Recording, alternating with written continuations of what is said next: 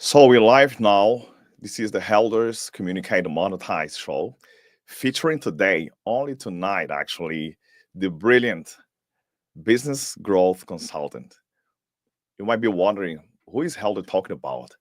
We're actually talking about someone very special who's been doing an amazing work with a lot of people worldwide. She has employed, oh my God, over 1,000 people, and she is actually here with us tonight. Her name is Dorothy Andreas. Welcome, Dorothy, to the Elders Communicate and Monetize show. How are you doing today? Thank you, Helder. I'm doing great. Thank you. I'm so excited to be here with you and your audience and really share some great stuff. Yeah, I know you have a lot to share, not only tonight, but I know you actually are running an event, a show, a training, but we're going to talk about it later on. So I want everybody actually watching right now, even if they're not watching live right now, if they're watching live, they are more than welcome to comment hashtag live. If they watch the recording, we still want to know that they actually watch the recording, right? So I do have a few questions to you, and I want everybody to know that the reason why we're here is because we want to empower people who are actually serious about changing their relationship with the money. You know that this is one of the biggest problems that most people actually face: money management, financial management. How do they think about money? How do they relate to money? What do they think? What do they tell themselves about money, about their finances and everything? So tonight we have Dorothy Andreas here, who's going to help us all understand, because I'm here to learn as well, understand how do we actually behave, how do we relate to money, our finances. This is mission critical, right, Dorothy? Because our family depends on that, our life depends on that, right? And I do have a few questions, as I told you. I do have a few questions, and I want everybody to know that you made yourself available tonight because you want to help them. This is very important. It's still a big deal, right? And we can, do you have any comment, or we can actually move forward to the questions? Yeah, we could move forward to the questions, but I just want to say how important this money mindset piece is, Helder, for everybody in the Right. audience. I primarily work with entrepreneurs, and there are two main things that I see that really hold the entrepreneur back. One is they don't have great systems in place in their business. It's like they're running it out of their head. But the Right. number one thing that we spend most of the time working on, because systems, once you get them in place, they're done, is the mindset, the success mindset, the money mindset. And so many people go into business with a belief, and and then the truth is so subconsciously buried in our minds that Right. it holds us back. So it really is such an important piece. So I'm really honored to be here with your people tonight. Thank you. We thank you. We appreciate your presence here. You made yourself available, and I know you have a lot to share with us, with this amazing audience that we have here. By the way, please do not hesitate to make comments. Okay, we're gonna have a moment for the Q&A, because I know that with all the information that Dorothy is gonna share with us here tonight, you will have questions, and we're gonna have this time special moment for Q&A. But before that, it's my turn to ask a few questions to Dorothy, right? So we move on to the first question, which is, what got you interested in helping people to overcome their limiting beliefs about money, Dorothy? Great question, Helder. Thank you so much. First, I want to put the disclaimer out there. I'm not a financial planner. I'm not a financial analyst. And I am not here to give you financial advice. I'm here to give you mindset advice. As Hilder said, I have employed over 1,000 people. I come from the beauty industry. That's where I started. I've started 9 companies. Many of them were around the beauty industry, and some revolutionary uh, concepts that have changed the way business is done in the industry were ideas of mine where I was just looking to solve my own problem. But the people that I hired had to sell. They had to sell in my company. That was part of the job. And what I heard all the time was, I'm a stylist, not a salesperson. And as I started really digging deeper, I saw how much fear there was around selling process. And the Okay. selling process had nothing to do with selling. It had to do with the story in our head. So that was the first part, that as I started really deconstructing what was going on in the minds of my many, many employees over 4 decades, that there was a pattern that I could recognize and a system that I could put in place to help people overcome that. And, also since 1995, I've been teaching a course called the Time Class. It's a 5-part program. And on the night of the money conversation, talking about life balance, and money's a part of that. Okay. It was the night that nobody was late and 100% of people showed up and people were wrapped with enthusiasm. And that was the night that I got the most energy from. So I thought, why not just teach a course specifically on money? And that was really how this came to be. And then, lastly, people might say, well, what qualifies you? So if you understand anything about credit scores, for the past 25 years, my credit score has been perfect at 850 or near perfect every month. Wow. I love that. Yeah, less than 1% of people. Many people struggle to get like even to 700, right? Wow. Yeah, so 850 is perfect, and I'm always hovering right around 850, if not there. And it's not because I was born wealthy, was not born wealthy in any way at all. It was absolutely practically thinking through what I was doing and how I was managing money. So yeah, thank you. Wow. So it's really about like the way you think about it, right? It's all the approach. 100% of what we live with financially Right. is in our approach, and most of that we don't even know what it is. Wow. So subconscious. I love that. And which takes us to the second question.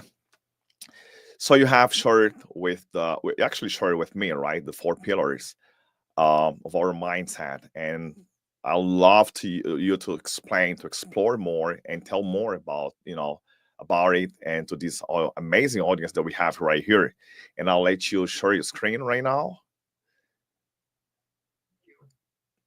Thank you. Really, the 4 pillars are really setting you, the listener, up to understand your shadow money beliefs. And when I was creating this slide, here we are moving forward, briefcase in hand, don't even know that we're about to walk into a brick wall, because this little shadow is behind us. And not only is the shadow behind us, it's got a chokehold on us with things that we don't even know are present in our thoughts. Right. And when I talk about these 4 pillars, it's how we all relate to money, but it's the same 4 pillars I use in my coaching practice and I've used for years. It's the 4 pillars that we use for every part of life. But I'm going to speak to the money piece of it tonight. And the first part of this is stories. So What do I mean by stories? Stories are the things that we believe based on the energy that we were exposed to really before we had language patterns. It's the environment that we grew up in. It's the words, the phrases that we heard about money. Money is the root of all evil. Money, people who have money are bad. He's a crook, she's a crook, whatever the negative. And there's positive stories as well. So I'm going to give one example of each of these pillars. And the example I want to use with stories was just a fascinating situation that happened about 5 or 6 years ago. My husband and I were in Pittsburgh. We live in Georgia, but we were from Pittsburgh. Right. We were back there, and we always take my favorite great nephew out for pizza when we're there. So he was 8 years old at the time, and he was really into Pokemon cards.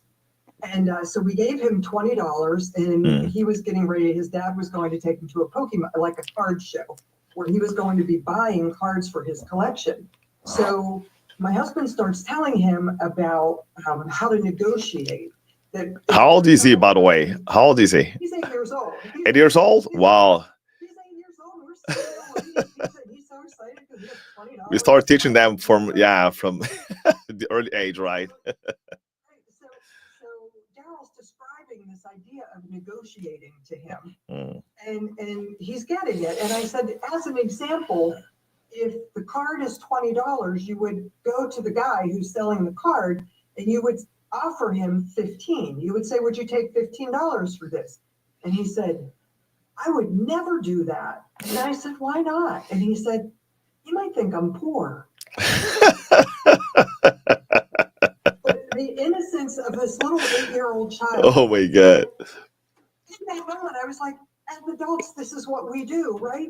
I don't want you to think I'm poor, so I'm not going to offer you a different price because you might think I'm poor. And it's fascinating. I talked to his grandmother today, and she said to me, he has learned so much. He's now flipping those cards he bought 6 years ago. Wow. And he's really ramping up his price. So, but the story is the belief that we have about what people think about us about money and what we think about people with money. That's pillar number one. Pillar number two is systems. Systems are the things that we don't even realize we keep in place. We keep these like habits in place that all end up leaving us without a sense of freedom, right? Wow. Because all money does is buy us time to enjoy our life. Really, it buys us tangible things. But really what we all want from money is the peace of mind of knowing that we don't have to grind anymore. And that's really, I think, what everybody ultimately is going for. And so an example of a system would be you get a paycheck and you blow it on depreciable items, purses, cars, belts, cars that are beyond what you should be affording to pay for, living above our means, basically. Things that you spend money on, that we spend money on, that aren't really going to improve our life in the future or now. But we keep doing it. So at the end of the day, like the day before our next paycheck comes, we're broke. It's like an illusion, right? Yeah. There's a big difference between broke and poor. And when we hit broke, it's temporary. But when we hit broke on a very regular basis, we start to internally believe that we're poor. And once we shift into the mindset of poor, it's a really ugly like pile of quicksand to pull ourselves out of. That's how a system works. All right. The third pillar. That makes sense. Does it make sense? I mean, it's like we set these things up unknowingly that keep us held down, keep us small, right? The third pillar is filters. And filters are blind spots on our behaviors, blind spots that we don't recognize how we manage our. I have a few comments here from our audience here. Like they said they cannot hear it properly. I wonder why. It's actually weird. Can you hear me okay, Elder? I can hear it perfectly. Like I don't know why they cannot hear it properly. Well, maybe like there's some configuration, some setting. But by the way, I want everybody to know, like, even though we actually live, but I'm also recording. There's an automatic recording, and I have also my OBS recording, just in case. We were going to check, like, by the end, we're going to check and make sure the sound is actually good. If it's not good enough, like, we want to make sure we can replace actually the recording by one recording by the other one, right? Because I have two recordings right now. So go ahead. Okay. Yeah, just go ahead. Go. No, perfect. And just make sure you're checking your audio settings. Yeah. To make sure that everything is there. Yeah, everything's here. Right. Yeah, and thank you for letting us know that. No problem. So the third pillar is really how we filter information in and out. It's really our blind spots. It's like our filtration system. And this all relates to confirmation bias. And we all just know this because we all just, at least in America, we came through a crazy political season. And it was really interesting to watch on TV or watch on social media platforms that people would try to change other people's minds. And it's it's not possible because people are very committed to what they want to believe. So they seek out the information that confirms the bias they already have, which is why it's so hard for people to change habits, which is why it's so important to have support in that process, right? So a filter as a pillar is just our system that puts blind spots in our life so we don't see that there are other options. We only see the things that keep things comfortable for us. And comfortable isn't usually where growth happens. Right. And the final, yes, and Helder, at any point, please just jump in here. No problem. You got you. The fourth pillar is conflict, and conflict is the stress that we are left with. There's one thing, right? I love what you just said, and this is actually one thing I've been teaching also my mentee is that people usually try to do everything they can in order to become very comfortable. They're so comfortable, and then they never try to ask themselves, okay, am I actually growing? Am I developing? Because there's no growth when we are actually in our comfort zone. People need to step up and say, okay, well, I need to do something different. Or maybe I've never done it before, but you can still do it. Challenge yourself. People don't usually love to challenge themselves, right? They're just scared of getting out of the comfort zone, and they say, okay, maybe it's not going to work. And I want everybody actually watching right now live or even the recording to start asking yourself, aligned with what Dorothy is actually giving us, start asking yourself, you keep asking yourself, what if it doesn't work?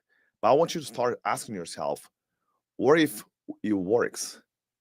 How is it going to be when it works? Dorothy, you can go on. Oh my gosh, no, thank you so much. Because I love what you just said. Right. The couch is comfortable, right? We're not making money. We're not growing. We're not increasing our wealth. We're not increasing our future when we're comfortable on the couch.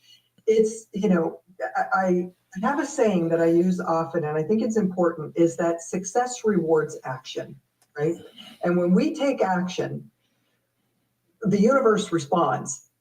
And it almost never looks exactly like we expected it to, but it's really staying open, opening up those filters right. to what's being presented to us. So conflict, it's the fourth is a crutch. Let me just wrap up this concept with this, that comfort is a crutch, and we often will use a crutch that we don't even know that we do. But when we think about how we suffer around money, our suffering money stories are often very much, if we look at a very deep level, what we saw one of our parents or centers of influence from our early age suffers in kind of the same way. And why we repeat this often is that we want that person to love us so much. And to get that love, we want to shoulder some of their pain, some of their responsibility. So we start acting like them to get them to like us more, to love us more. And I'm talking about some deep programming right now that's been with us from before we had language patterns. Right. But I've spent my entire adult life studying these concepts and creating them and teaching them. And I'm here to tell you that the conflict that we create is only created because there's some level of comfort that's not healthy for us, but it's our default mechanism because it's what we know. So I agree with you 100%, Dorothy. I talk a lot about the bold mindset. People may have all the tools, but they usually lack the main one, which is the bold mindset. And within the bold mindset, we also find the reason why we should love ourselves first and enough to actually take action and do what's right, to actually challenge ourselves, because we know that by the end of the day, it's actually like everything we're doing actually should be to better ourselves, right? Our family.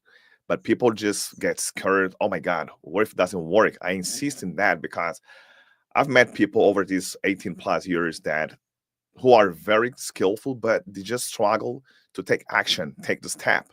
They don't have the bold mindset in all in the right ways, right? But this is why I love what you just share with us, and I know you have a lot more to share with us, which is why I want to move on. I would like to speak to that for one second. Sure.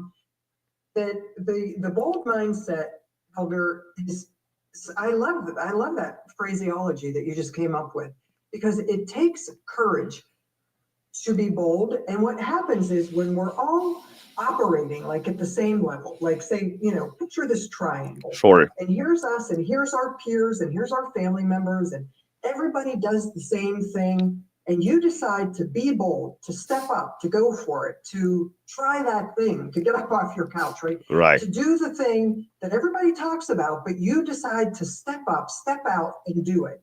The very minute that you leave your peer group and you step up above them with bold behavior, what you're doing is reflecting back to them, and they're receiving this, and they don't even know that they're receiving this. They're seeing the reflection in you of what they're not able to do. Exactly. And they're looking at you going, well, who's she? Right? But really what it is you're only reflecting back to them the mirror of inadequacy that they feel, but they don't know how to see it themselves. They don't know how to look in the own mirror. In Psychology 101, we can't see it in ourselves, but we sure can't see it in other people. Exactly. And so instead of seeing they need to be making bold moves, they might shoot some arrows at you, or they might support you, and that's who you want to keep in your life. But anyhow, yeah, great point. Thank you for bringing that up. You're welcome. Which takes us back to our questions. I do have a few more questions. I know our audience there, they're so excited now to know more about it. And then we have. So I know we teach because you have upcoming course like in February, but you also talk about the archetypes, and how these actually underlying behaviors. I want everybody actually to write it down. Underlying behaviors, which actually blocks our minds. Like it's like a very bad mindset. Yeah, drive our failures and successes. Can you just please share more, talk more about it? Yes, and archetypes are drivers, right? And so I prepared a couple to talk about with your audience tonight. In the course, I speak about many more archetypes, but these 5 that I'm sharing tonight, look, we all have them. And so if one pops up and you feel slightly nauseated about it, it's probably one of your primary archetypes. We all have variations of archetypes within us. An archetypal behavior, right? It's like the overarching driver. It has us perform and behave in certain ways. So I'm going to talk about a couple of them tonight. Yeah, I would love the some gem questions types. on this, but I also encourage you, as I go through this list, see which ones you resonate with the most. Sure. And then start to think about how you use these archetypes, because we all employ these archetypes. So the first one I want to talk about is the victim, because so many of us really have a strong victim archetype at play. I know I did for many years. My father was never really nice to me. He always fawned over my older sister. He always would pat her and tell her how pretty she was and how smart she was. And I would be sitting there thinking, what's wrong with me? Because I never got those words. Woe is me. And so for many, many years, when things didn't turn out the way that I wanted them to, I made myself, I was a victim to my father and what he didn't give me, that he didn't even know I wanted or needed, right? But I was blaming him. But it was a heavy victim archetype at play. All of us have some degree of a victim archetype within us, and it usually comes from being hurt, that we expected somebody to know what we wanted or needed when they had no idea. And we kept that story, going back to stories, we kept the story alive. Do you know what, Dorothy? I've been there, like when I was really young. By the way, I want everybody to know, because we're not trying to be perfect here. The thing is that when I was really young, I wouldn't say terrible, but I was like a little on the troublemaker side. So my parents, they were tough with me sometimes, or maybe most of the times, because I wouldn't listen to them until I learned actually the importance of listening and really change everything, and I started behaving the way they wanted me to behave. So, but yes, then before I actually understood that, I used to put myself in a situation where I was, oh my God, I'm like a victim. Oh, maybe they don't really like me, they don't love me. But then I never actually thought about my behavior. Maybe I did not have the mindset good enough to think about it. But I've seen people, even in corporate world, actually on this archetype, playing the victim because, oh my God, the company's not paying me enough. Oh my God, I want that position, but I did not actually excel to that position. So I want everybody actually watching it right now to really think about it, and they kind of sacrifice their family, their personal life because of someone else's business. Albert, I want to deviate for one brief second. I'm going to stay on the Sure. slide here, but I think you bring up such a good point. It's easy to look at us. Here we are, we're on the screen, we're talking about how to be successful and all of this stuff. Right. We didn't start out this way. I mean, started with nothing. My first year in business, I left college. I was working 3 part-time jobs to put myself there. I was 19 years old. I sold my car, walked to work. And that first year in business, I weighed 97 pounds. I'm 5'8". 97 pounds is like a size 0. Right. I weighed 97 pounds because I had to make a decision every day.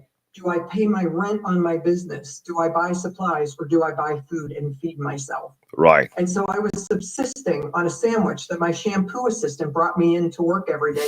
She had no idea. Nobody had no idea. I was freaking hungry. Oh, yeah. Because I was flat ass broke with nothing and 0 family support.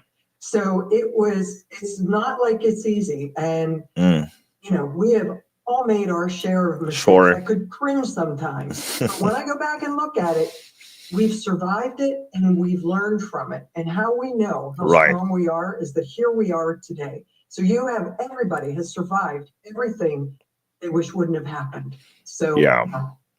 So the second archetype I'd like to speak about is the saboteur. And when I found this visual of this man eating the jelly donut, here he is, looks like he's in a business situation with his tie on, about to go into a meeting, and he picks up a donut and he drips jelly down himself, right? So he's sabotaging his chance of success. And the saboteur archetype is the one that keeps us going, well, I don't have a college degree. I didn't come from money. I don't know how to do that. I'm not good with technology. I'm not smart enough. My car's not good enough. My clothes aren't good enough. Why try? I don't know how to get online and do a live video, so why try? Right? The saboteur archetype keeps us sitting on that comfortable couch that you were speaking so beautifully about a few minutes ago. Right. Love that. The third one I'd like to speak about is the savior. By the way, Dorothy, I just want to make sure people actually watching right now live, are you guys getting any value? Please feel free to make comments. The only reason you see me like looking to the left and to the right is because I actually have 3 screens here. Do you need it? No, you don't need it. We still have the opportunity to learn from Dorothy. Okay, so please do not hesitate to make comments here. I can actually see the comments here on my right side, while we all learn from Dorothy. So Dorothy, keep going because I love what you're sharing right now. Gosh, thank you, Elder. And I can't see any comments, so I will depend on you to share comments and questions as they come in. But, the savior, when I started teaching this, I originally didn't have the savior in there. And I had a guy in my course one time who was raised by a single mother. And we identified something actually in the course that was really insightful and helpful for him to see, that when we are raised in a divided family, we often feel sorry for the parent who's working really hard to put food on the table for us. And somehow we develop this belief system that we have to step in and save the day. And so then we tend to grow up with this savior archetype, and we tend to choose people who need to be saved. And so we step in and we help them, and we pay off their bills, and we pay their debt, and we buy them nice things, and we do all of these things. And 9 months down the road, they're starting to feel suffocated by us. Wow. Because we get our juice when our savior archetype is at play. And that savior archetype really is detrimental to creating your own sense of wealth, because you don't have to save everybody in the world. Take care of yourself and your family, and support other people by showing possibility, not by, saving them, being the savior. So I think when that happened that day, it was so important that I thought I want to add this in the top of the list. I love The that. next But and one, this Dorothy, sorry, I did not want to interrupt you, but I love it so much, this savior archetype, because people tend to think first on other people. They say, okay, well, I want to help other people. I want to empower other people. I want to do everything I can in my power to make sure I can actually help other people. I don't think, based on my proven and solid experience, I don't think people should try to be a savior of other people. If they want, it's okay. There's nothing wrong with that. But they have to make sure they save themselves first. So this is the message. Save very yourself important point. first, because oh my god, because you cannot give away any something you don't have. If you don't have something good, you're not going to give anything good. So make sure you save yourself first. Better your communication, your situation, your mindset. It's actually why the reason why we're here. So you can actually teach other people the solution you have used to better to save yourself. Dorothy. If anybody here has ever taken the Enneagram, Riso Hudson Enneagram test, Sure. uh, you see your numbers. You can usually line your numbers up to the archetypal traits that I'm talking about Sure. here. So the fourth one I want to talk about is the prostitute archetype. Right. And this one might be making some people shake in their shoes, but it is so incredibly true. And Mhm. we've all had this at some point in our life. Like, I don't really love you anymore, but you make my life comfortable, so I'm going to Right. stick around, right? I remember back, I was a single mother, my kids were young, man, I was grinding it out. Life was very hard, and I was dating somebody Okay. who had a truck. And I knew it wasn't going to go anywhere, but I knew that I was going to be moving. And You feel like addicted or something to the situation? in my mind, I was like, well, I probably shouldn't break up with him until after I move. And I might share this because this is a prime example of what we do, right? Mm-hmm. Like it's the same as staying in a job that we hate. The paycheck is good. I love it. Right? We stay in a job that we hate, we despise, we can't stand our boss, but we're making really good money. So we're going to sacrifice our happiness for the money. And they say they're not sure. I'm not sure. I have to make a decision. Indecision ends up being a decision because you're actually making a decision to stay in the same situation, in the same circumstances, and like in the same way you are, and you've been complaining, for being in that position, that situation, right? That's crazy. I mean, women do this and men do this in different variations. And Sure. it all depends on how you were raised. If you were raised as a child who was taught you show up and smile and you get what you want, there's a really good chance you're going to grow up as an adult who believes that that's how the world works. Right. And that's not how the world works, but you don't know any better because that's not how you were raised. So what you do is you learn how to be very manipulative. Very manipulative. If you're a female, you know how to flirt in exactly the right way with the guy who's going to come buy you a new fur coat or pay off your credit card bill. It's close after close, right? Yeah, right. If you're a guy, you know how to show up in front of the successful woman and have her feel like you were not loved by your mother, right? All related to prostitute archetype and so many other things, but it's a really big one. And lastly, I want to talk about the actor or the actress. Do you mind me jumping on this prostitute? Oh, please do. I had like different experiences, and I had a great conversation with someone I've helped in Singapore. Like I think it was 9 years ago. So the situation was the guy was actually thinking, okay, wow, it was actually a couple. Well, but they're not married, right? But just different people. Oh my God, what should I do? They were wondering if they were good enough, because when you say, okay, maybe I should quit this job, I should move on to the next job, to a new job, a new career, or something like that. But because the paycheck, the salary was good, they were, oh my God, what am I gonna do? But they were not happy. And I want everybody to remember the reason why we're here is because we want to empower as many people as we can. The reason why Dorothy and I are mentors is actually to show our experience, teach people to go from where they are to where they want to be. So people sabotage themselves because, oh my God, I cannot do it. This is the question I talked about earlier. Why you keep asking yourself, what if it doesn't work? Instead of asking yourself, how is it going to be when it works? What do I have to do to make it work? So which one is my priority? My family, my well-being, or my job and this high-paying job? Because then you're gonna have to spend the money to potentially recover your health, which usually is not possible.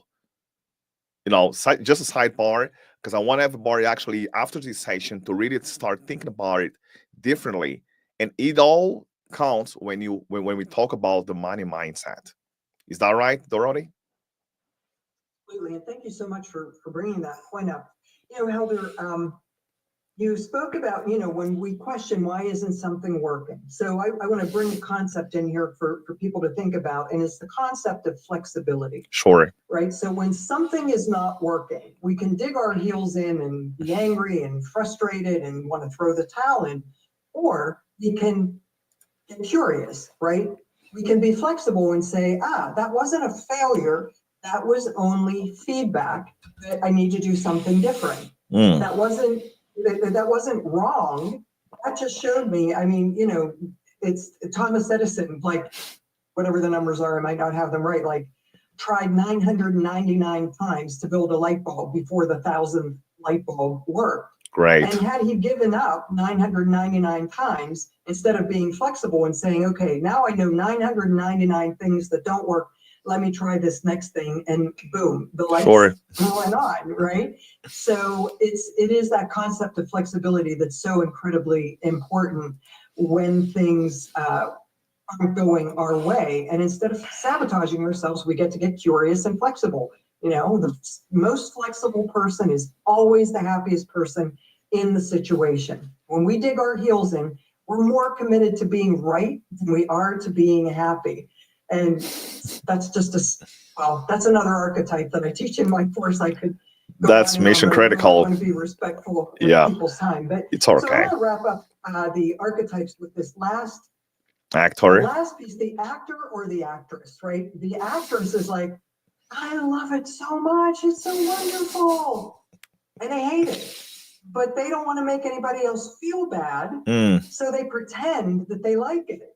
Or the actor who says, sure, honey, that's just great by me because a happy wife, a happy life.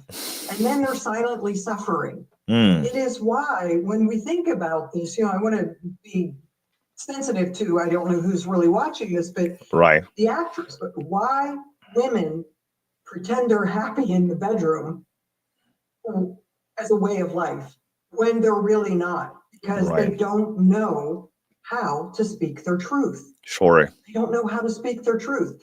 And then what do? 6 weeks later, go, oh, by the way, that wasn't really what was happening. I was pretending I was happy, but here's what I really want you to do. And then a year later, you're angry at the person because they don't know how to show you intimacy in the way that you want to be shown. Sure. And you're blaming them, but really you're the one who wasn't clear in your intention. You were acting in a way. It's why, when we're interviewing somebody for a job position or we're dating somebody, their talent agent shows up and your talent agent shows up. And it's only after time spent together that the talent agent starts to melt away and stress comes into the situation. And then we see who we're really dealing with. But that actor-actress archetype is a really important one. So I answer your question on the archetypes and some juicy other stuff as well there, Helder. Let me just say one thing real quick about these actors. We do, unfortunately, well, many people might not like what I'm going to share, but if they really pay special attention to this and really reflect and meditate on that, just sleep on it. You're going to realize that this is really, really what happens with most people. This is why I talk a lot about integrity, transparency, because people have hard time to be transparent, to have the integrity with other people because they don't really have with themselves. Speak the truth, like talk to yourself. People talk about communication. I teach that. People talk about closing, but do you close yourself? Do you explain so clear to yourself? If you're not happy, just like Dorothy mentioned here, why do you have to pretend? A true friend will tell you the truth. You know what? But it really depends on how you're gonna tell it. I think this is why people really struggle so because they don't really know how to communicate effectively. Like if when they don't really like something. I don't like you, for example. Let's just say pretending, Dorothy. Everything you just said, it's interesting, but I don't really like it. If I just say like that, Dorothy will be like, "Oh my God, Helder, are you serious? Like, are you sure you don't like it?" But what if I told Dorothy, Dorothy, you know what? I love what you just shared, even though I did not agree 100%, but I still respect and I've learned something. But I have few suggestions if you are open to that. Just an easy way, strategic way to really communicate that you don't like, you don't love. You're not lying. You're actually being very open and transparent, right? I don't want to steal Dorothy's time because I know she has a lot to share with us. So you can take over. No, I mean, I think what you're saying is such an important piece here that Yeah. we have the freedom. And it's sometimes it feels like we're going to get our right arm cut off because they're not going to love us.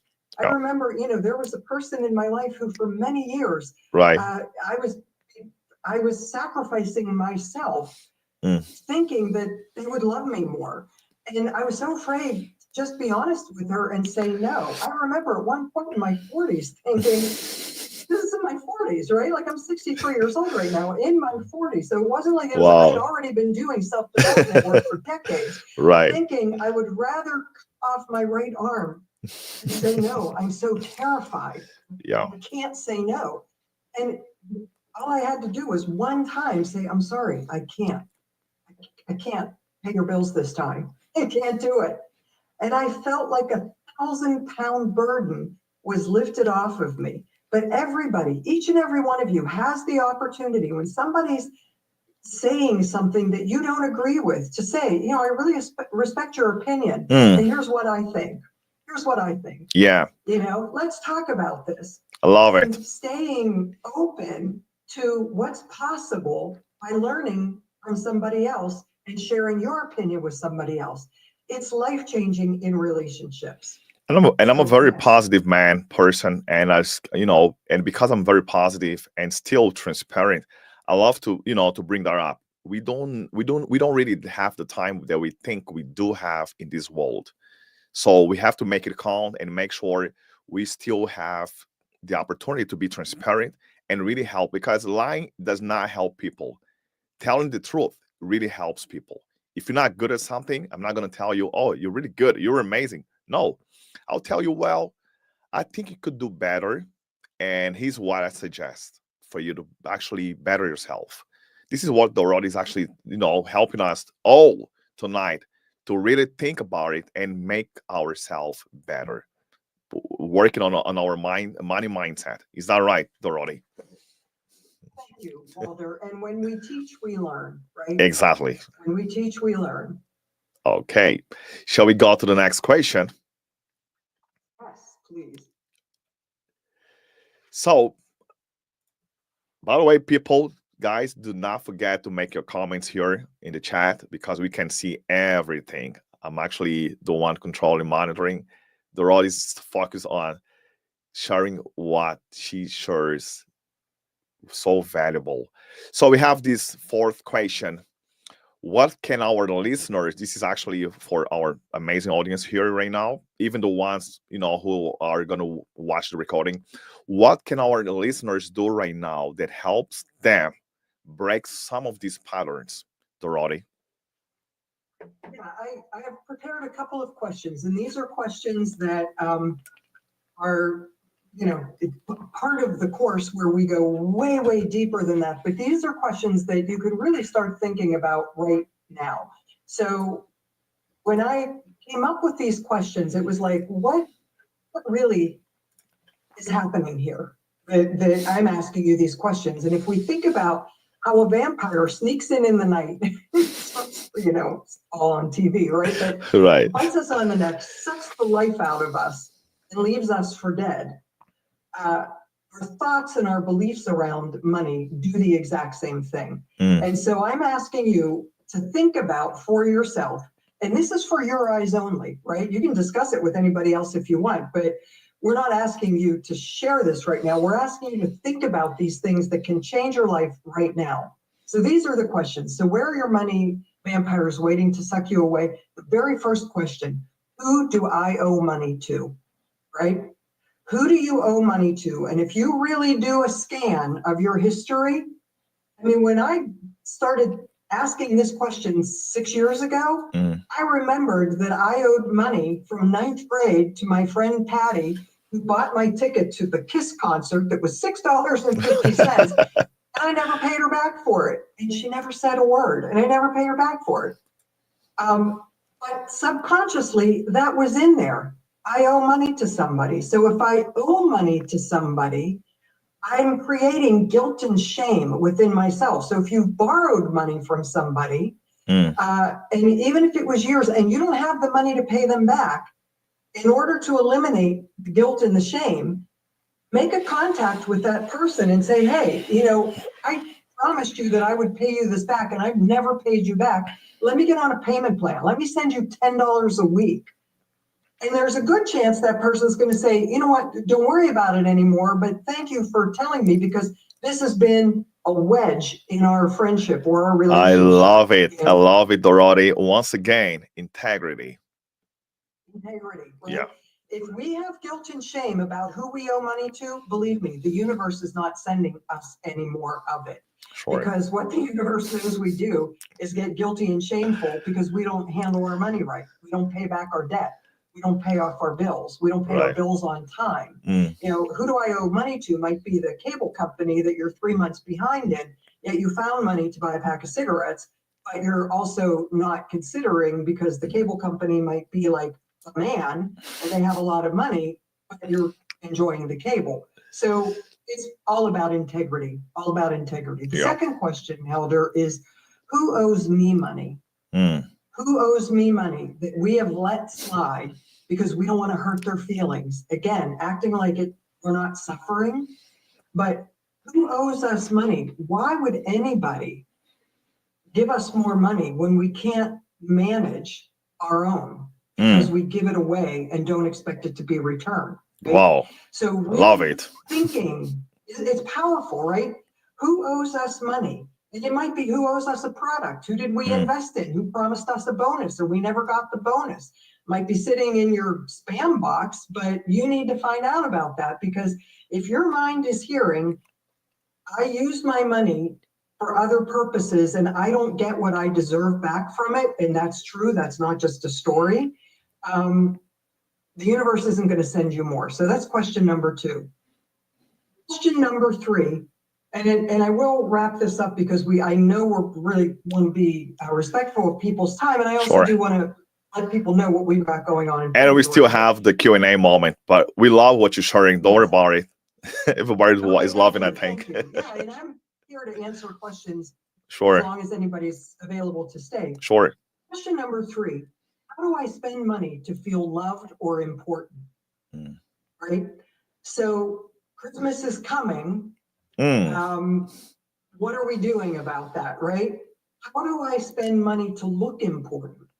How do we, we might not be able to buy healthy food, but we buy our kids things that make them look important. But we're not feeding them quality food. But as long as we look okay, things are good. Yeah. We're suffering on the inside, and we're doing a variation of an architect that I look like a winner, right? Look like a winner, but can't pay my bills, right? It's like worrying about other people's approval, right? about ourselves, right? Exactly. Like, I can't really afford to buy this thing for this person whom I love, but I'm going to put it on my credit card. The poor mentality is later. The prosperous mentality is now. Exactly. So if we think about this prosperous versus poor mentality, a prosperous mentality says, I love this person and I want to appropriately show them a gift. So that gift might be, this glass of lemon water. A poor mentality might be, I really want them to love me, so I'm going to put this phone on my credit card that I can't really pay for, but I'll worry about that later. You just mentioned about later. You just mentioned later, and I keep telling, later becomes never. Do it now.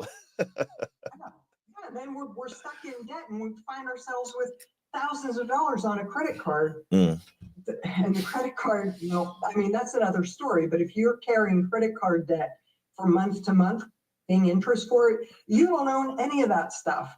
The bank owns it, the credit card company owns it, and you're renting it off of them. And how do you know this? You get a bill for it every single month. You get a bill for it every single month. It's not yours until it's paid for in cash. And the last question here is, what does my regret feel like when the bills come in and I don't have what I need? What kind of stress, what kind of stomach-wrenching stress, sleepless nights, waking up at 2:00 in the morning, terrified, in a cold sweat, how am I going to pay my rent on Monday? Yeah.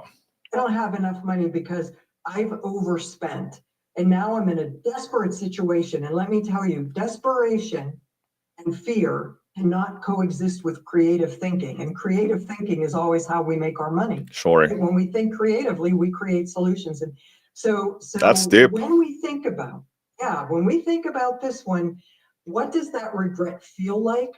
There's most likely a link to the people who raised you and what their regret felt like. Because as I spoke about earlier, it connects us like that crutch. If my mother suffered in a certain way, how do I suffer in the same way that my mother suffered in? Okay. If my father suffered, how do I suffer? If my grandmother suffered, if my siblings suffered, how do I make myself suffer their way? There's always a link. So I love really, it. really, really important stuff there, Alder. So thank you. I love it. I love it. Asking those questions.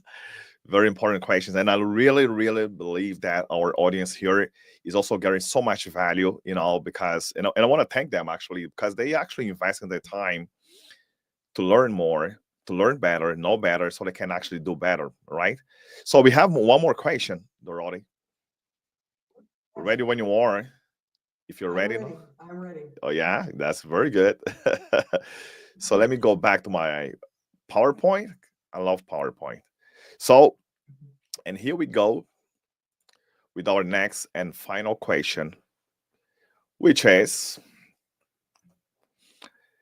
about the holidays, actually. It's so funny, right? The holidays are just a few weeks away, right? So how can people avoid feeling this pressure? You actually just mentioned about it also. And overspending and the stress, mainly the stress that occurs in January when the bills come in. Good question, Elder. Thank you for asking that, because here we are. We're in December. Christmas is a couple weeks away. And if you're a person who celebrates Christmas or Hanukkah or whatever the holiday is, that we tend to feel like we want our kids to love us more, so we overspend on them. Right? We want our partners to feel that we really love them, so we tend to overspend. So the most important thing is these bills and the things that we're buying come in January. If you can't pay those bills off, and we forget, I heard the statistic this morning, that it's like when people buy things on a credit card versus buying things in cash, they spend, I think the number was 62% more, because we forget what we put on the credit card. It happens every time. It happens to me. My credit card bill comes in and I'm like, yeah, where did I spend that money? And then I break it down and I see it. So it's really important to think about this, because If you can't pay that credit card bill off in January, and you're going to be paying interest on it, it's what I just said. The bank owns your stuff. You're creating stress, and that's a program. Going back to the pillars, you're creating the story and the systems that you're always stressed and there's never enough money. It's like there's never enough time, right? Time is all there is. It's just how we waste our time that makes us feel like there's not enough of it. You know, how we get caught up doing stupid things that don't equate to good return on the investment of our time. It's the same thing with money. And I think the things to think about are like, you know, does this gift improve the life of the person I'm giving it to?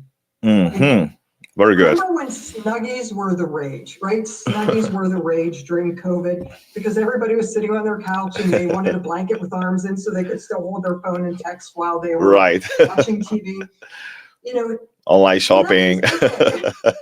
Exactly. Doing all of that. When do we think about, does this gift improve their life, or does this make them happy for the minute that they open it and it's not really going to make a difference in their life? And, you know, there have been times where my husband and I have said to each other, let's not exchange Christmas gifts this year. Let's make donations to the charities that we support. Very good. Let's celebrate that.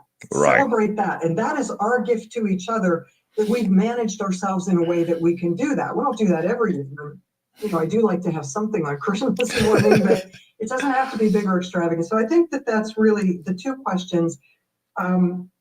How does this gift change their life? And can I pay off these bills in January? And if you've already blown the money and you can't pay it off in January, I hope you can pay it off in February, because interest is high. And I love so much that you brought me on at this time of the year, Elder. I'm so grateful for this opportunity, because right now people are in more credit card debt than they've ever been in their life. You know, we had this like COVID windfall of money and all this free money that wasn't really free, because every one of us, the taxpayers, that's our money that we got back. It just got recycled through the thing called the government. Right. And hands it out to us. Right? Yep. And then that money dried up, and now our country's in debt and we can pay it off. And our credit cards are the same way. We've got more credit card debt in this country than we've ever had in our life. And, you know, I am committed that each and every one of you have a credit score of over 800. Wow. That's learning what I had to learn. You just mentioned about February, and we know that you have a course coming up in February, right? And we're going to talk about it, because do we still have questions? No, actually, we don't have. Well, I don't have questions to you, but I believe that our audience here, they might have questions, right? If they do, please jump in, put on your questions in the chat, and we want to make sure that we can actually get our Q&A moment right now. But I want you to talk about your training, because you have a course upcoming, coming up actually in February, right?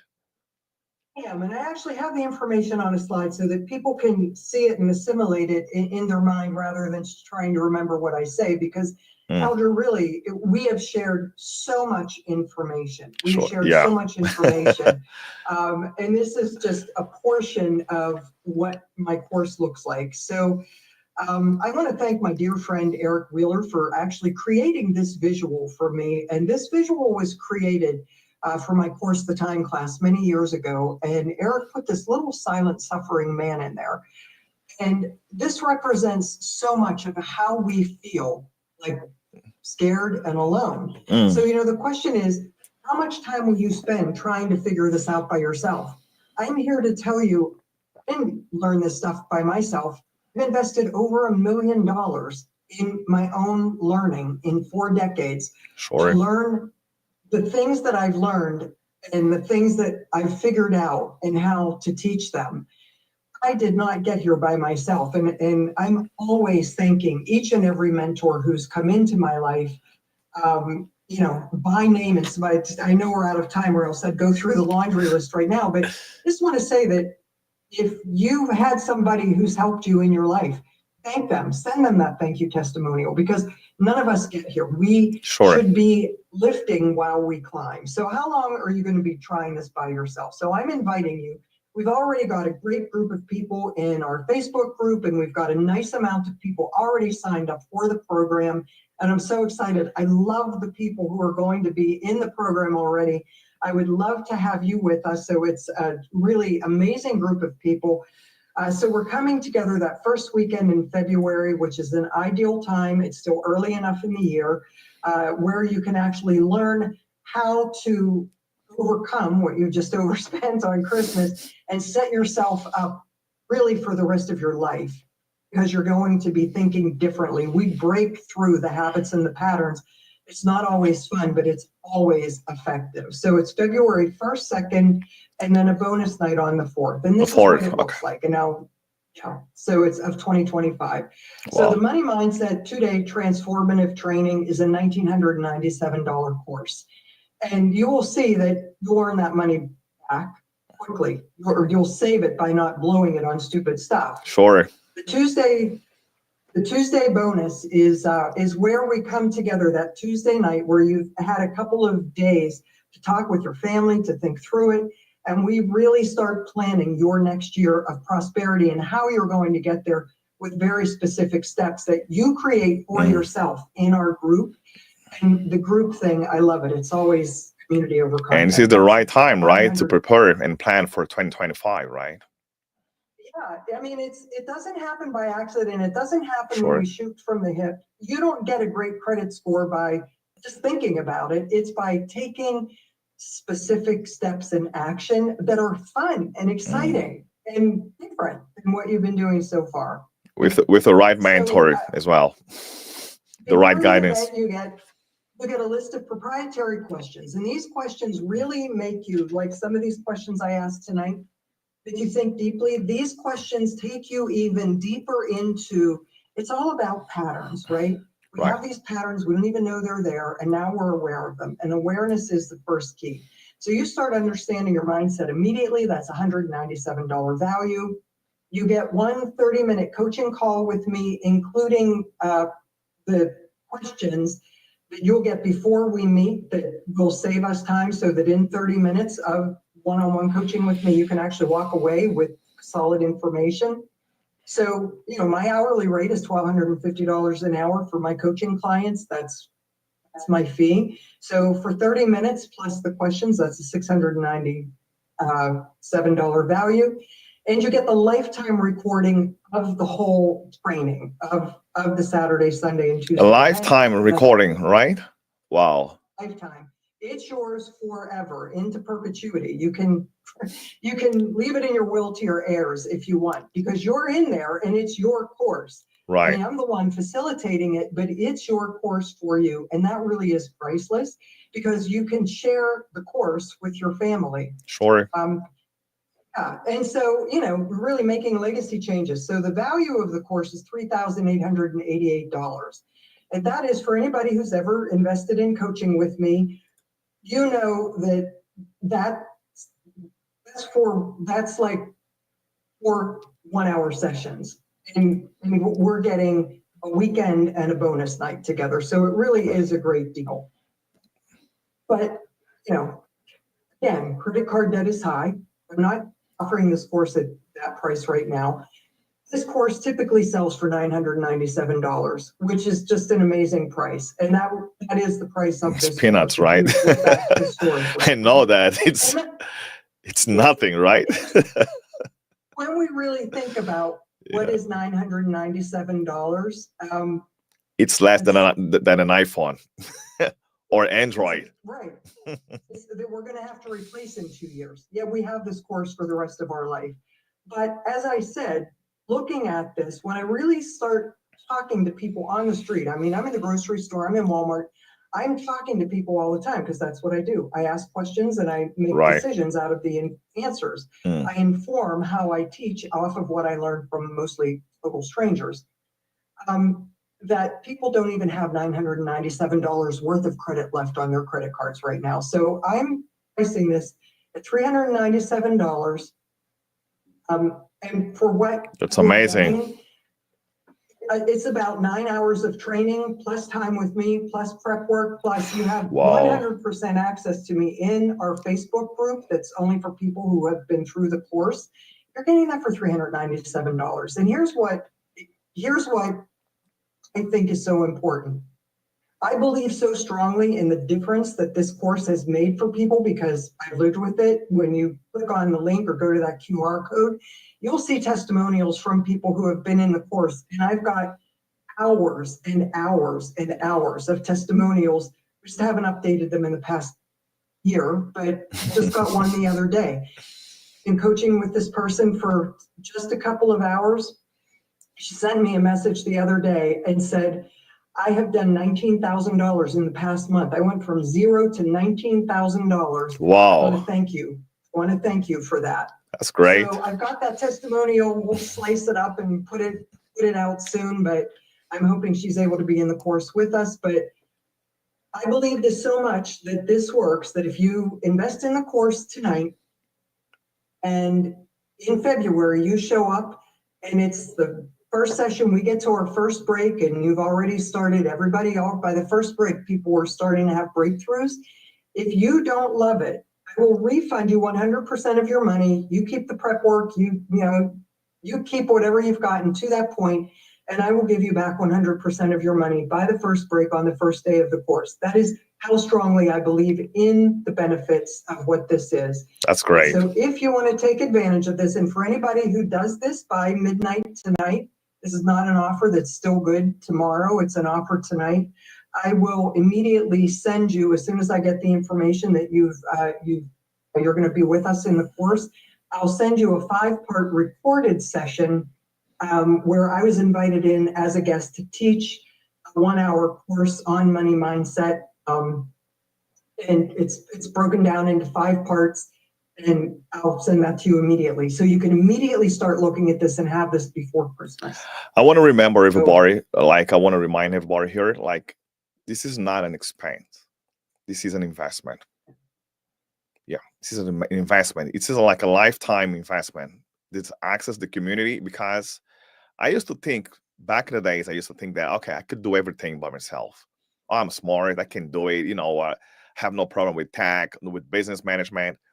But then I found out that without an accountability mentor or partner, someone who's been there, done that, you're just going to fail. It's hard to believe, but then it's actually the truth. You will fail, because if it could work just you doing by yourself, you'd have been there already. The reason why you're not there yet is because you need that person holding your hand every step of the way to make sure you succeed, you overcome, you go from where you are to where you want to be. Okay, because people will, I love what you're saying. There are times in life when the question is, how do we do this? And there are times in life when we say, who gets us there faster, right? Who gets us there quicker? It's the person who's already done what we want to do. Exactly. And they're willing to share it with us. Exactly. They're willing to make it easy to consume. As our dear friend and our mentor, Joel Bauer, says, is it easy? Does it work? And can I do it? Exactly. And, I want to add one too. Is it fun? Is it fun to go through this? Yeah. Absolutely. It's so much fun to go through this. Yeah. I was looking this morning at the biggest takeaways from the people who were in my last course. And it was just so You're blown away, right? See what's happened to people. We're all still connected to each other, watching what they're doing in their lives that they never thought they would be doing before. By the way, we have Wendy Lukanen. I'm not sure if I'm spelling it right. Lukanen. Oh, Lukanen. Okay, she's excited. She's super excited for this program. Wow, we have someone already serious. Yes, Wendy, thank you for being here tonight. Wendy is registered into the course already. We start having questions here.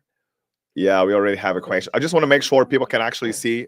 Actually, this QR code they see here for the Q&A moment is actually the same QR code you also have in your presentation, this QR code will definitely take them straight directly to the money mindset moves, right? .com. So we do have a few questions here. Let me just read the questions to you.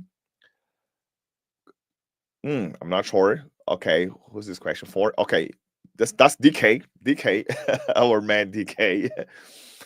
So if we become aware of money, money set point, I think that money set point, what's the best way to increase that set point value?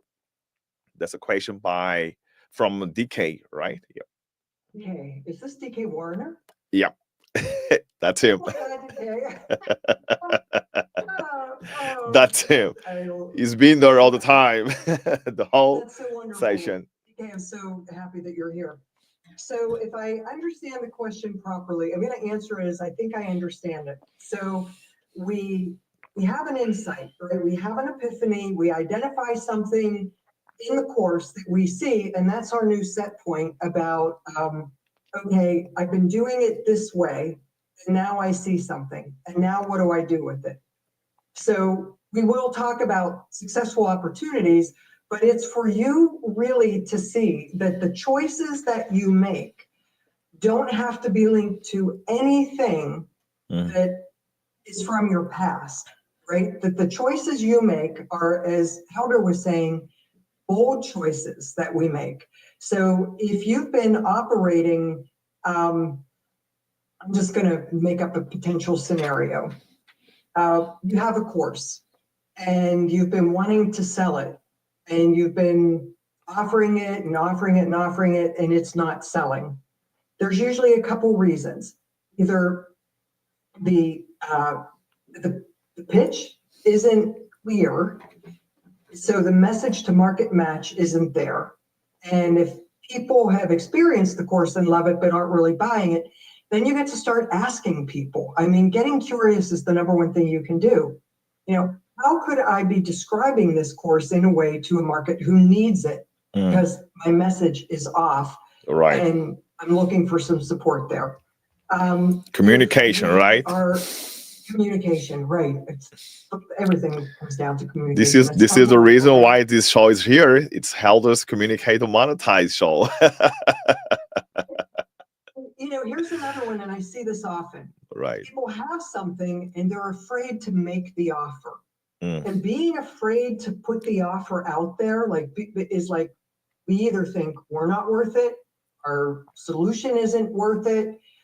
Who are we to ask? This links to some of those questions that I asked earlier. Like, who am I to ask you to spend money with me? This was a thing that was really big in my business, that, a lot of people in the service industry are living paycheck to paycheck. So who would they be to offer a very expensive item to somebody? If it's in the beauty industry where I came from, to offer really, a high quality skincare, it's like, they might not have the money, so I'm not even going to ask them. Or I'm afraid to get a no. That's a rejection to me. It means they don't love me. I don't want to embarrass myself by making them think that I'm asking them for money. And the reality is, all we're doing is inviting them to take the experience and continue it at home. Exactly. Right? All I'm doing, for anybody who's listening or watching this tonight, is take this experience that you got tonight and keep going with it. Keep going with it. Like, just keep going with it. And when I shift my thinking into that, I don't feel like I'm selling anything to anybody at all. I feel like I'm inviting you into an opportunity to see what's possible for you. Exactly. Yeah. To really invest. So I don't know if that answered the question, DK, but I hope it did. DK, if you're still here, let us know if this answer actually is what you were looking for. And I want to add something else here, because we talk a lot about the bold mindset and the communication, strategic communication, the integrity. So it's really about, these I would say, this combination, because if you think, okay, just like you mentioned, or maybe they're not going to be there, like they're not going to be willing to spend, just replace the spend, the buy, by invest. because they're not actually investing in in your product only, but they actually invest in themselves through your program, which is a tool to take them from where you are, what they are, to where they want to be. And I keep saying the objections, communication objections, sales, closing objections, whatever you want to call that, really starts with the person who's willing, who's trying to sell, to help people. You're not just selling. Oh, I don't want to sell. Why are you not selling? Because it's just really about the mindset. Because if you're selling a problem, you should not be selling. But if you're selling a solution, you can definitely sell them the opportunity for them to invest to better some point something in their lives. This money mindset shift that Dorothy is actually gifting us, all of us here, is really mission critical. The way we think makes all the difference in our lives, right? I'm sorry, I have one of those dot cameras that follows my face. No problem. We good. Following me around here.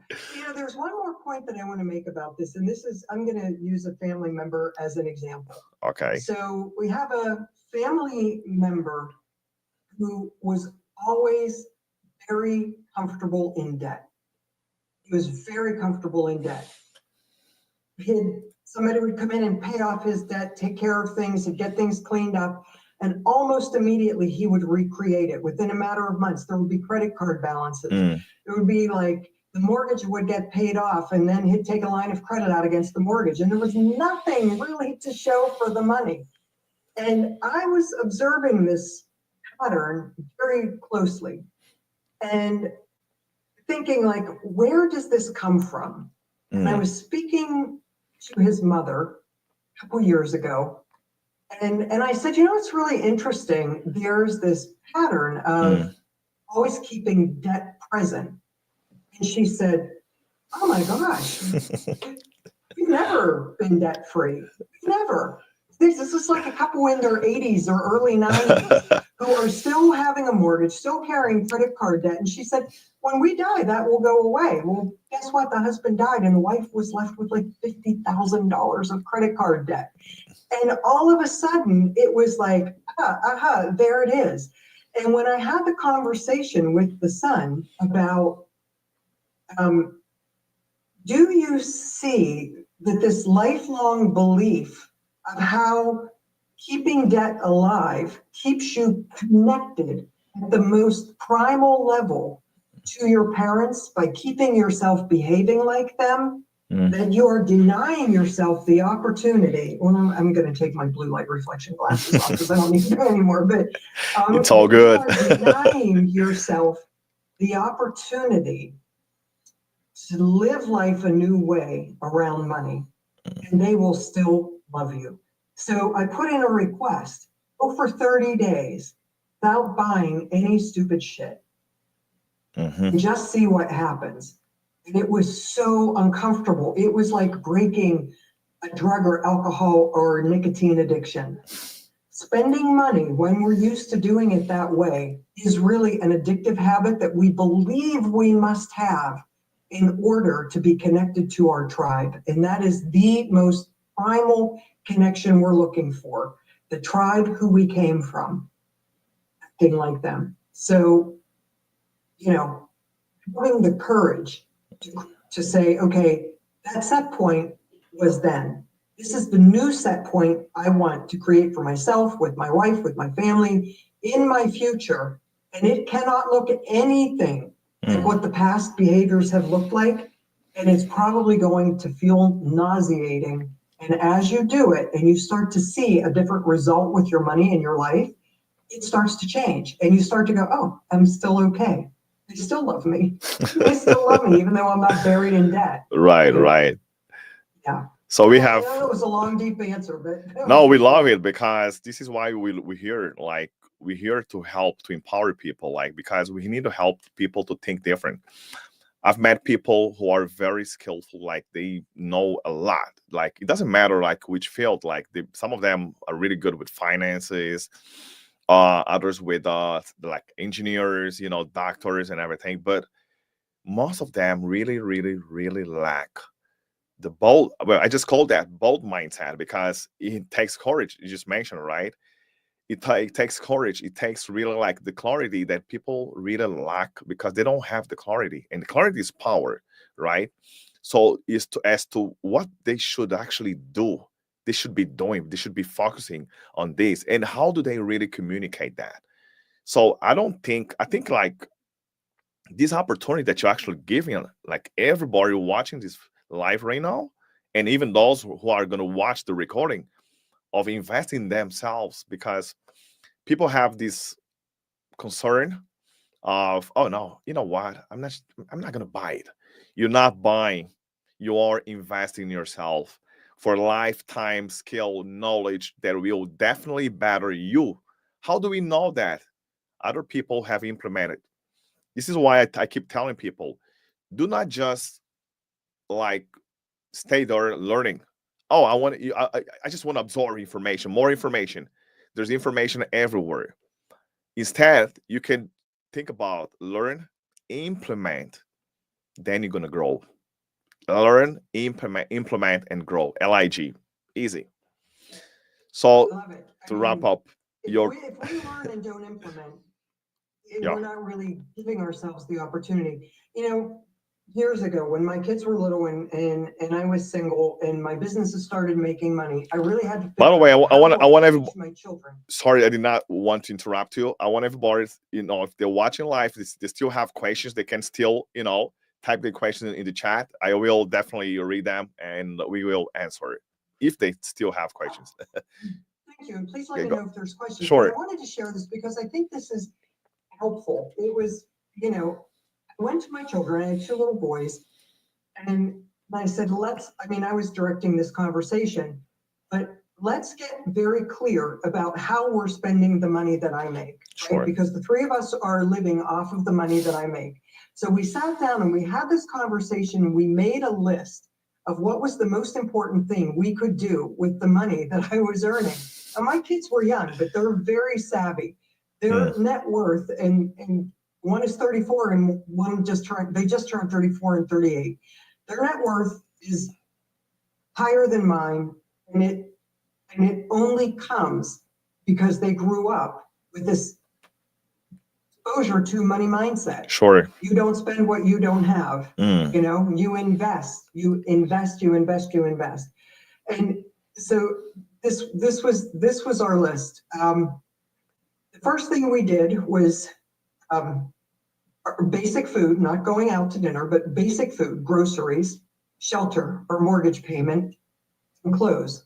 Air Jordan pumps, but basic clothes, right? That was the number one thing we did with our money. The number two thing we did with our money was we agreed as a family, we invested 10% back. Now I owned a business, so I could invest for my children through my business into a Roth IRA. That's So my smart. kids started getting Roth IRA investments when they were like 8 and 12, and Wow. stopped investing at a certain point, but it was compounded over all the years. It's really impressive what they have. We were investing 10%, and it was 10% of not a lot of money at first, and then it was 10% of more money, but we invested that. And sometimes that investment looked like the extra money on the mortgage payment. We got a 30-year mortgage paid off in 6 years. That was an agreement that my two sons and I came up with through a conversation. When they were too little, that for most people would even think they knew what the heck we were talking about, it. The third thing we did with the investment, with the money, was we invested it into my learning, my training. Right. Hundreds of thousands of dollars on a course in Toronto that I was in for 7 years called the Strategic Coach. Was it here in Toronto? It was all about here. They're in Toronto. Okay. Coach, a course by Dan Sullivan, right? Wow. I was there for 7 years. It's where I created the online gift certificates that didn't yet Wow. exist until I had this idea of how to fix a problem in my business. Okay. I brought that concept to the market. But the kids agreed that I should invest in myself because the more I invested in learning, the more money I knew how to make. That was a concept that I was putting in their little minds. So if you have children or grandchildren, put these concepts in their mind because they catch this stuff and it's so important. The fourth thing that we did with our money was we created positive memories. Wow. Vacations, we spent a lot of time in museums, we'd go to poetry openings and readings and lots of community things. We did a lot of cultural events, things that we could, get to for free, but would wrap it around a nice dinner. And the last thing we did with my money was fun stuff and spending it on like Nike Air Jordan pumps or going out to a really nice restaurant. And we would decide, like I took the kids to Europe for a summer and I said, we have $50 a day to spend. Now, this was in the 90s. We have $50 a day to spend. This hotel was covered. We had a car. Okay. You decide how we spend the $50. And they were little, They wanted to go on a gondola ride. It was $25. Okay, how are we going to eat for $25? They wanted to drink Coke in St. Mark's Square in Venice. It's going to be $5 for each Coke. They said, well, we can split a Coke. You can have your own, Mom.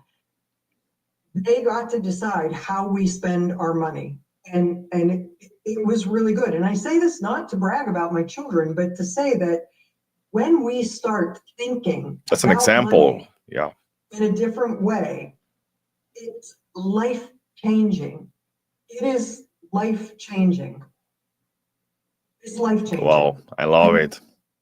Yeah. And it's so important at this time of the year. Well, we don't have many more questions. Actually, we don't have many more questions right here. I can see it from the chat. But I think that, well, this might be something great because it means that they really understood everything we shared here. Like we've had few questions only. DK, by the way, DK is happy. He just mentioned that, he just commented, wonderful answer. So he loves the answer. So we good. All right. Unfortunately, there's so much to share and we don't have that much time. I want everybody actually watching like live, or if they watch the recording, I want to make sure they can scan the QR code while they can and it's still available. You still have a few seats available, right? So they can actually invest. Everything they've done in the past, and I'm going to talk to them right now. Everything you've done in the past worked at some point. The thing is now is the right time. It's not about later. No, 2025, many people might think, oh, we're still not even in 2025. And the training, the course, the change is happening only in 2025. I think you're wrong. We are already in 2025 because wherever your mind can conceive, can imagine, can dream, you can conceive. So you have to think about it. What have you done wrong? What results have you actually been able to achieve so far? Because it's already December, right? 2024. Oh no, maybe I'm not. This isn't the right time. Well, when is the good time then? No, it's really true.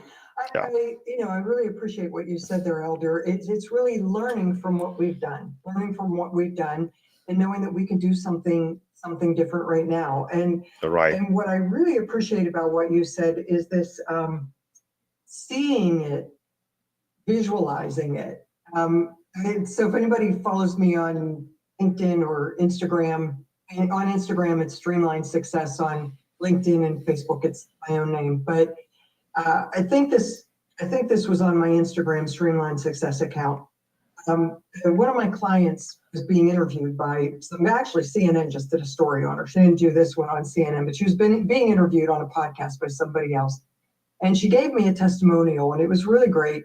And what she said, and this is so powerful, so I'm going to leave you with this, that I interviewed her in one of our coaching sessions. What do you really want to create in the next year? I had her close her eyes. We went into a little deep experience where I was embedding this into her brain, what she wanted to create by 2025. And it was selling 360,000 per items, which would be so outrageous, right? To sell 360,000 of her product. And we started, doing that there. And so her homework was to create a 5 to 7 minute tape where she is telling herself what she was going to be doing over the course of the next year to sell 360,000 things. Right. And then her homework was to listen to this every morning before she got out of bed and every night as she was falling asleep, Mm. to put herself in a meditative state with this visualization of what she would be doing. Almost immediately, a new co-packer reached out to her and said, I'd like to sell 350,000 of your product in the next year by partnering with you in this one particular thing. Wow. Now, if we think that the universe is not listening to Yeah. our requests, Mm-hmm. It's so crazy. It's just a beautiful, beautiful example Right. of what putting ourselves into the belief that we are worthy of having everything we want is. Thank you so much. I so resonate with that. Like, and I will tell you why exactly. Like very, very fast. When I was really young, I was a kid. I was 9 years old. I had like kind of dreams that this thing that's happening today in my life was going to happen. And remember, I was like a little troublemaker, making jokes, fighting all the time. Yeah. But I remember one day I talked, I was in the living room, right? So with my parents, they were actually eating lunch. And I suddenly said, okay, I was watching a movie and I told them, you know what? I need to learn this language, English.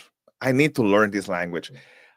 They look at me and say, what is he talking about? Yeah, I need to learn this language because I'm going to travel the world and I'll speak to millions. I was 9 years old, remember? And they all, oh, come on, he's just joking. Like he doesn't even know what he's talking about. So this was my dream. One of the dreams I actually managed to make it come true. But I was believing that so much, so hard, that actually was like pushing my parents to actually allow me to go to the English training center and actually start learning English. And I was in Angola, by the way, in Africa. At first, my parents did not want me to go. They said, well, you know what? You're going to just mess around. No, you just stay here. I insisted. No. So there's a very good lesson here. I'm the fourth of 8 kids, only boys, right? So my mom, may her soul rest in peace. She left us 4 years ago. She made sure that all of us knew how to map the floor, how to organize, how to clean up, and everything. And she loved that so much. So making a long story short, what happened was that because I wanted that so much, like it was so real to me. I said, you know what? You don't want me to go to the English training center and start learning English. So why don't you just buy me an English book? And guess what? I replaced the time I was using to fight to do all the things, bad things, with reading, studying English. Do I speak a perfect English? I do not. I don't speak a perfect English. I don't speak a perfect French. I don't speak a perfect Portuguese. I'm fluent in these three languages, but I want everybody to remember it does not need to be perfect. We just have to be HF, not Helder Felipe, but high functioning. We learned that, right? Beautiful. It's progress, not perfection. Exactly. Progress. Success rewards Yeah, action. exactly. So, and now we're here, and all these years I've been traveling, working like in different countries. The reality is that you have to believe in your dreams, but it's not only about believing, but believing enough that it really makes and motivates you to make a change, to take the step, to move. Be bold enough to do something, not just listen, I believe, I dream, do something. Be bold enough to take the action. Action takes you to the results, to better results. And I think we should leave them on that. We don't have any more questions. It's been a great conversation, Dorothy. Thank you so much. Really has. It's been an honor to be here with you. I can't see who's here or who's not here, so I'm just I know. thankful for everybody who has invested their time. We live to learn and to ask questions and make comments in the chat. So appreciate each and every one of you. Thank you. We're gonna be here. Always reach out. You find me on social media. Send me an email. Sure. Dorothy at Streamline Success or do whatever. But yeah, Thank you. And thank you for sharing the QR code. No problem. By the way, we Um, still have here, just in case someone else missed that and they're still alive if they're watching from their computer or their TV. This is actually the good thing about going live on the YouTube, because we're live on the YouTube, my YouTube channel, Helder the Mentor. People can actually watch with their families. They all learn together. Just like you mentioned, you taught your family that you should have enough money to invest, to reinvest in your personal development, in your education, so you could actually know better in order to do better, right? So I think it was a I great believe. conversation. Yes, me too. Thank you. Thank you for the great questions. Thank you for allowing me to share my screen, and just grateful and wishing everybody a safe, joyous, happy. If you celebrate holidays. If not, just fabulous rest of 2024, and Right. so much to look forward to. And I hope all of you are with us in the program in February. We have fun in our Sure. course together. We have a ton of Sure. fun when we come together for a course. So thank you, and thank you, Elder. An honor to be here with you. My pleasure. And they can share this live with their families, their friends. They can all learn for free, like from what we shared here. And of course, if they really serious about going to the next level and really changing what's wrong in their lives in terms of the money mindset, of course, they know they have the QR code. They will have the address here. Just come back.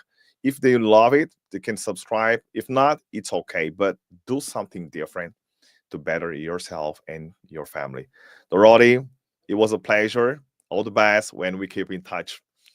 Bye, everyone. It was a pleasure. Bye bye, and see you next time. By the way, we're going to be here every 15 days, every other week. Yeah, on Thursdays, always on Thursdays, around 12, 1 or 1 p.m. Eastern Time, always Eastern Time. All right, Dorothy, bye bye, and thank you.